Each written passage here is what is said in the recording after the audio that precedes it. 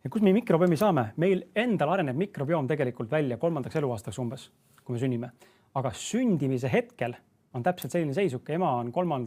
naisterahvas raseda on 3. trimestril, siis öeldakse füsioloogiliselt hakkab siis naisel koguma puusadesse ja siia taha taljele ja pepusse nii-öelda, aga kogunema rohkem siis sellist võib-olla rasva või sellist nagu pehmemat kude, kõht hakkab ette vajuma, eks ole, suuremaks läheb, kõht kasvab, see on kõik tasakaalustamise jaoks, seda hakkavad tegema mikrobiomid, seda signaali annab kehale mikrobiom, meie bakterid hakkavad dikteerima, nüüd on vaja naise keha ümber mängida sünnituse ajaks.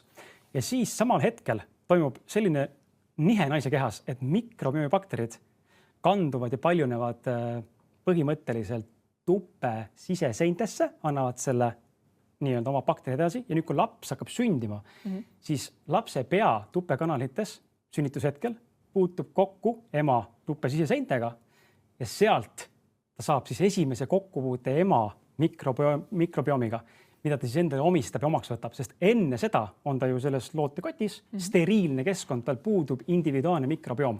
Ja nüüd välja tulles, siis me tegelikult saame vastuse kätte selle, et me sünnihetkel saame enda ema mikrobiomi. Ja see mõnes mõttes on edasi kanduv võib-olla isegi täiskasvanu ikka. Ma tänan enda lapse pealt ka, kuidas väga palju seedimisega seotud asju on tal täpselt nagu mu naisel. Aga individualism tekib siis 3. eluaastast ja seda saab hakata muutma, aga läbi toitumise.